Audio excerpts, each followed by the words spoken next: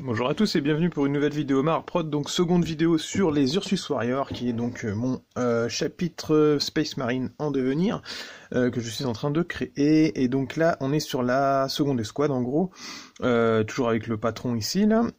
J'ai terminé de convertir l'ensemble des figurines, donc avec les épaulières ajoutées, imprimées en 3D, et puis le petit signe de la patte d'ours. Et j'ai resculpté l'ensemble des épaulières droites avec un peu de fourrure comme le thème de mon armée euh, va se développer autour de ça. Et puis donc lui, comme c'est par exemple le sergent d'unité, je vais me rajouter une petite zone de fourrure en plus sur le genou, sur la genouillère, par-dessus l'armure. L'idée au niveau de ça, ça va être que en gros, tous ceux qui ont un pan de fourrure, donc c'est un peu leur iconographie personnelle. Ici, je vais peut-être rajouter aussi quelques petits codifiés, je verrai comment je vais faire ça. Mais quand ils ont un pan de fourrure supplémentaire, ça veut dire qu'ils ont une place un peu plus importante au sein de la Légion, ou alors qu'ils ont eu la confiance d'un des chefs, étant donné que ces bouts de fourrure sont censés être des reliques d'une ancienne de quelque chose qui vénère, en gros. Bon, je veux laisser des zones d'ombre dans l'historique que je suis en train de créer, mais moi j'ai ma petite idée derrière la tête, et donc voilà, en gros, quand ils auront ce genre de truc, c'est qu'ils ont la confiance du maître de chapitre que je finirai forcément par faire, ou alors qui aura disparu, je ne sais pas trop. Et donc sur cette vidéo, on va créer une bannière pour cette escouade, et donc je vais reconvertir celui-là, parce qu'en fait, c'est vrai qu'une fois que j'avais converti toutes les figurines, je me suis dit, ah bah non, il me faut, j'ai oublié de faire une bannière pour au moins une de mes figurines.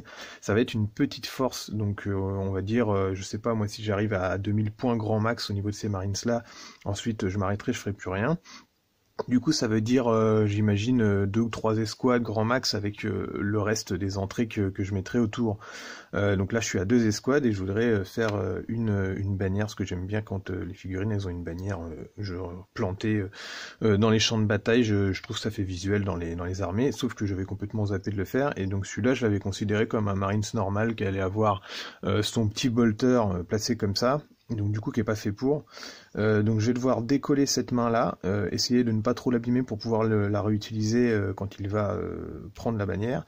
Je vais redécoller ce bras-là pour le mettre un peu plus haut et lui faire une bannière comme ça. Et puis du coup il portera son arme un peu sur le côté comme ça, je pense, à une seule main. Donc voilà notre futur porteur de bannière. Les autres membres de l'escouade sont là. Je vous ai ramené des petits exemples de bannières que j'ai déjà faites. Donc ça, c'était mon ancienne armée de Thousand Sun que j'ai travaillé pendant au moins, plus de 10 ans en fait. Et donc j'en suis arrivé à presque 9 escouades, la neuvième reste à faire, et j'ai différentes bannières qui étaient disséminées au sein de cette armée. Il y a forcément une évolution dans la peinture, parce que comme j'ai commencé il y a plus de 10 ans, celle-là c'était par exemple ma deuxième escouade. La peinture est absolument dégueulasse, c'est vrai que c'était de la peinture de jeu un peu rapide, et puis même au niveau du freehand, bon c'est pas top. C'est un peu grossier au niveau des traits et tout. Mais bon, c'était une de mes premières bannières. Donc du coup, traité ici vraiment en forme de drapeau. On a l'impression qu'il est en train de la lever avec force, ou alors de le balancer. J'avais mis le petit bolter en bandoulière, et puis derrière des petits trophées avec, à l'époque, ma toute première armée, c'était les Eldar noirs, et ma seconde, c'était les Tazanson. Donc du coup, j'avais mis une petite tête d'Eldar noir, parce que c'était dans les bits que j'avais, quoi. Ici, c'était pour rappeler un œil chaotique. Alors ça fait un peu œil d'Horus, mais du coup Horus dans le sens Horus de la Légion des Sons of Horus. Ici, je l'avais plutôt traité comme un œil d'Horus, mais égyptien, on va dire, pour les Thousand, avec un œil un peu à la Sauron, hein, qui est derrière, et puis du coup l'insigne de Tsench et une petite planète au centre, qui se voulait être Prospero, et puis forcément des flammes, parce que ça c'était le thème de mon armée, c'était les livres et les flammes. Et derrière, un petit parchemin avec Prospero écrit en gothique, tout au pinceau. À l'époque, je ne faisais pas mes lettrages avec des stylos, parce que du coup, je savais pas forcément que ça existait, ces genres de stylos-là, et donc là, c'est au pinceau. Donc on a cette petite bannière-là, qui est donc faite avec une carte de crédit, une carte de téléphone, et qui est en fixe. Elle est vraiment fixe à la figurine. Après, je me suis dit, c'est quand même dommage, en termes de partie, de ne pas avoir d'option d'armes, et puis parce que les bannières, au bout d'un moment, elles n'avaient plus d'utilité dans le jeu. Et donc du coup, par exemple, sur mes Terminators, qui sont donc des conversions de Terminator de Tsench basées sur des chevaliers gris, ça les gens ils aiment bien quand ils les voient, généralement ils me traitent d'hérétique. Parce que les Thousand Sons de l'époque n'existaient pas encore, et donc du coup ça c'est mes petites conversions perso avec la bannière d'armée, donc vraiment la grosse bannière, la plus grosse pièce que j'ai pu faire, et je l'avais fait en détachable, donc en gros c'est tout simple, je fais généralement une petite butée ici sur le socle en résine verte, qui va s'adapter à la fin de la bannière, donc ici c'était une boule, et puis du coup on place la boule dans la butée, et on vient poser la main et au niveau du poignet, et il y a deux aimants, un dans le gant et puis un dans la main, et puis ça tient suffisamment bien en partie, vous voyez, ça se fixe tout seul comme ça. Et si jamais c'est trop gênant, et ben ça permet de le détacher et surtout de lui rajouter l'arme. Alors là j'ai pas l'option d'arme, elle doit être quelque part perdue dans une de mes boîtes, mais en gros c'était une seconde épée comme ça, et j'avais fait une pause un peu ouverte en mode un peu viens me chercher. Pour ce Terminator Thousand Sons, et sur la bannière, donc en gros c'est la bannière vraiment de bataille de mon armée, faite toujours dans une carte plastique, carte de crédit. Et puis ça représente mon général d'armée en train d'accéder à son rang de général démon. Donc en gros, c'est parce que j'avais inventé tout un historique autour d'une relique qu'il avait été chercher.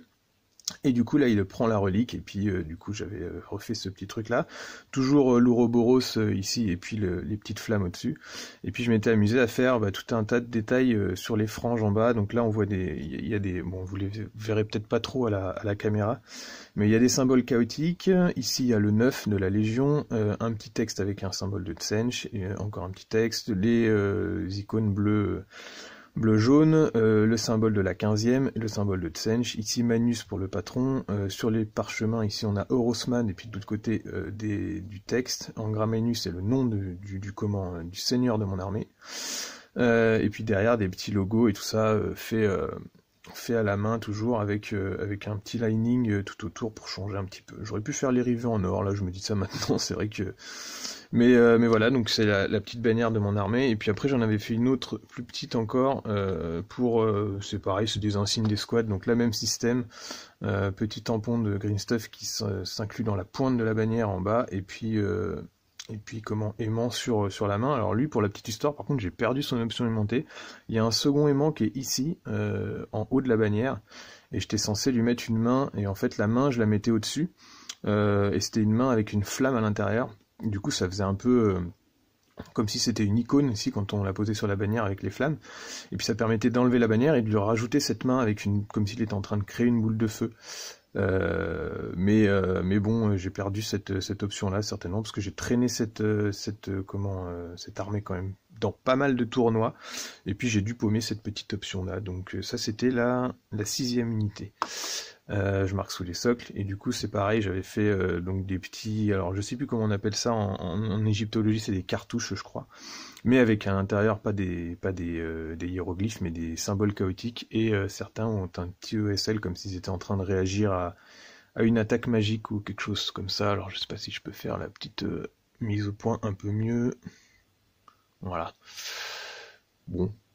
Et puis si au niveau du freehand, donc toujours sur un fond, donc là j'ai fait un dégradé de violet vers le bleu, et puis ici de bleu vers le rouge, avec l'Ouroboros qui passe à travers l'ancien signe de la Légion, et puis avec marqué Thousand Sons sur le cartouche en bas. Donc voilà, bon, c'était ce genre de truc que je vais refaire ici, mais par contre on va changer de style, parce que comme je suis dans une armée, on va dire à type amérindien, on va refaire la mise au point là, et j'ai dû découvrir, essayer de chercher quelque chose qui ressemble à une bannière chez les Amérindiens.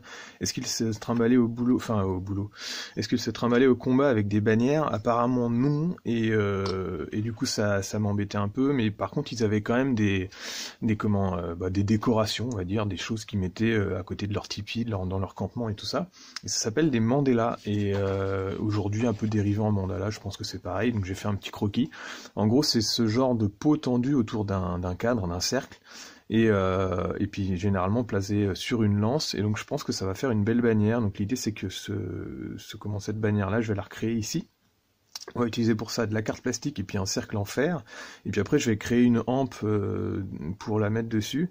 Et du coup, au centre, je vais pouvoir utiliser des découpages laser que j'avais fait il y a bien 2-3 ans. C'est pour dire que le concept de l'armée me trottait dans la tête depuis longtemps. En gros, j'étais parti à la base sur ce genre de truc. Alors attendez, il faut que vous voyez un peu avec du sombre derrière. Voilà, donc l'idée c'était toujours les insignes d'ours. Au début je savais pas si j'allais utiliser plutôt la tête de l'ours, alors toujours l'ours borgne, hein, c'est dans mon historique, ou la patte. Donc aujourd'hui c'est décidé, hein, l'insigne de l'armée ça sera vraiment la patte d'ours pour le général, mais par contre sur les bannières je peux me permettre de faire quelque chose de plus un peu plus travaillé. Donc je pense que je vais partir sur une des têtes d'ours. Alors je pense qu'à l'échelle, la grosse, ça sera trop gros, justement. Mais par contre, si on la met sur le cadre tendu, je pense que la petite, là, celle-là, ça pourrait être pas mal. Donc c'est des découpages que j'ai refait au laser sur un plexi hyper fin, dépoli pour penser à la peinture derrière. Et donc on a des têtes d'ours, on a des plus petites, mais bon au laser ici ça commence à être un peu trop fin. Les pattes ça passe encore, je pourrais en mettre quelques-unes à droite à gauche, par exemple sur les genouillères ou des choses comme ça. Ça c'était des match-clash qui ont dû disparaître au fond du sachet. Et sinon, aujourd'hui avec l'impression 3D, on a quand même des choses qui sont mieux. Tiens, j'en ai deux qui sont tombés là en le faisant tomber. Et c'est juste tenu par une toute petite patte en bas, donc il suffit de casser cette petite patte, et puis hop.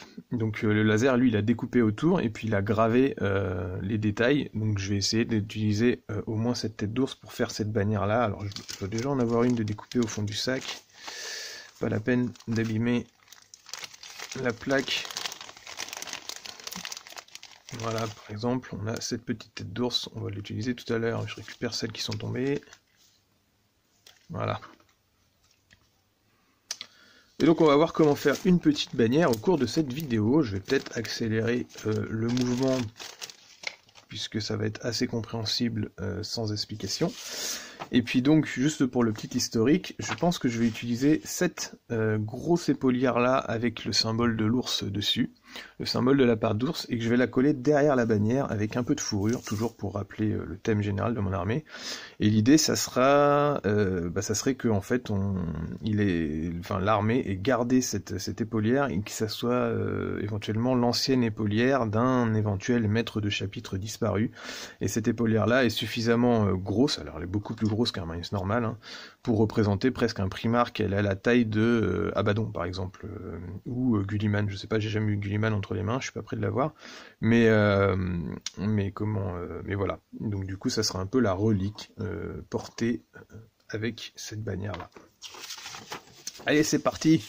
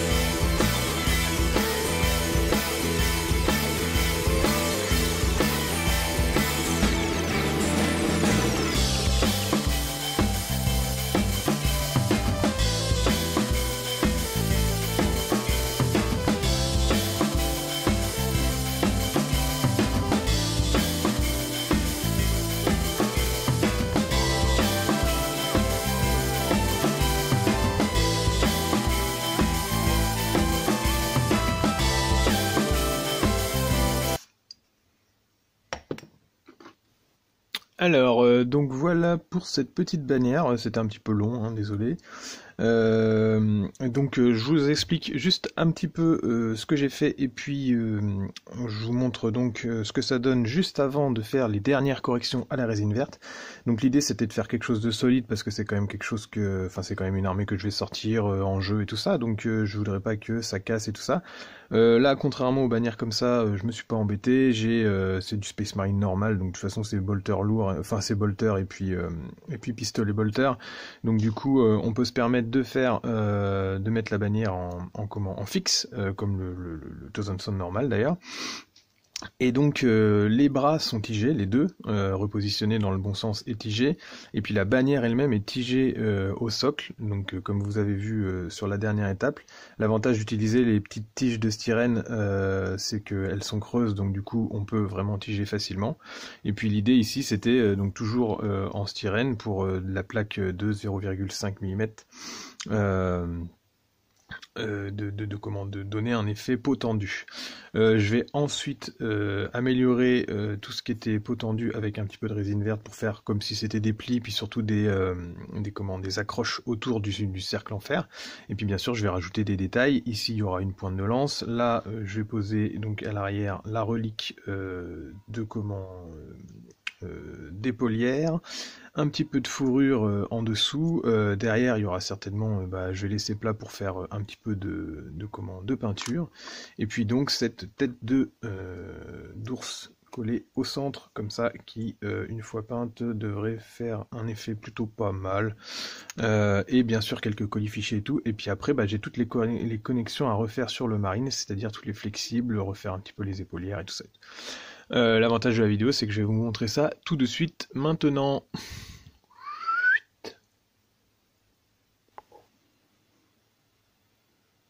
Et donc voilà pour cette petite bannière, ou donc ce Mandela, comme ça s'appelle en amérindien. Et j'ai réinstallé la petite tête d'ours en plein milieu. Ensuite j'ai fait les fondus avec de la résine verte pour faire comme si le tissu était tendu autour de son cercle.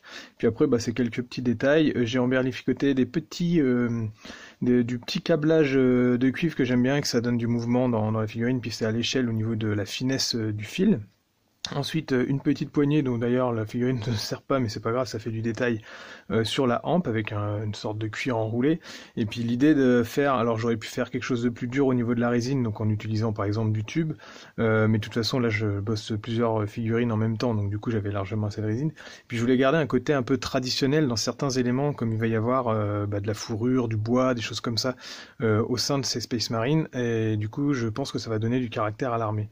Donc ça c'est pour la face A de la hampe, on va dire. Ici j'ai utilisé un vieux bits de conte vampire, de squelette conte vampire, Warhammer donc. Et puis ici donc vous pouvez voir les raccords que j'ai fait sur l'armure avec les flexibles et puis les petites pièces d'armure qui s'enchâssent les unes dans les autres. J'ai fait une petite bourse comme ça ici sur la ceinture, parce qu'il y avait un trou, j'avais enlevé une relique.